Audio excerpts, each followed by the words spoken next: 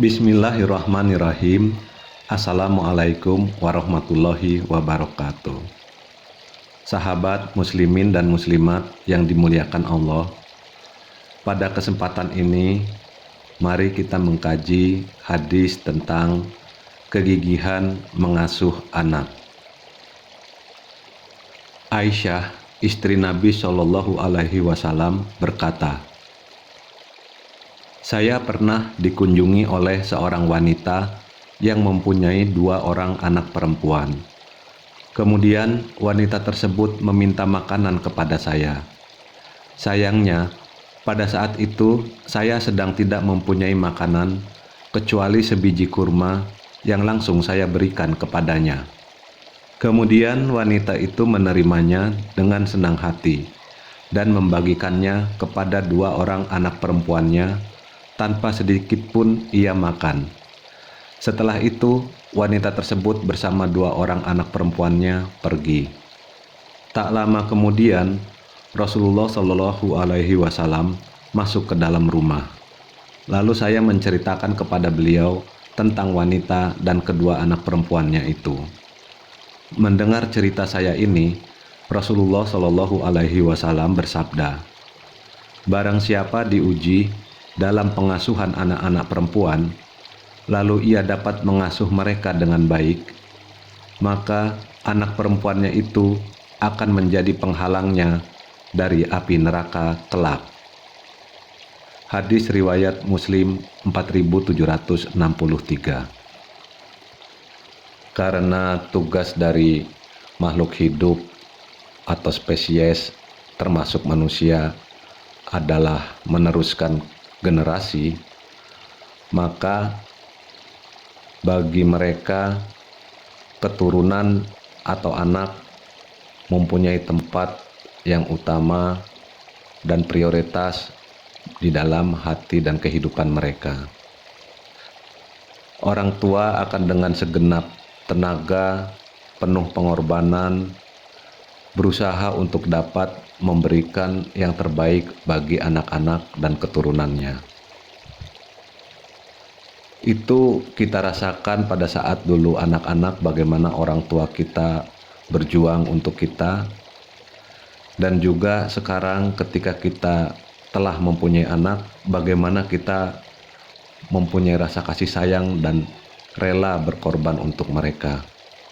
Saat ini dalam ajaran Islam, anak laki-laki maupun anak perempuan adalah sama-sama harus disayang dan harus dibesarkan. Pada saat balita mungkin atau masih anak-anak, kita memperlakukan mereka relatif sama dalam hal pendidikan. Tetapi ketika mereka mulai beranjak remaja dan menjelang dewasa, ternyata fitrah perkembangan anak laki dan anak perempuan berbeda. Biasanya anak perempuan lebih dulu masuk masa dewasa akil balik. Karena perbedaan fitrah itu, dalam hadis ini ditekankan bahwa mengasuh remaja perempuan itu merupakan ujian yang orang tuanya harus lulus, karena mungkin merupakan ujian yang relatif lebih berat dibandingkan anak laki.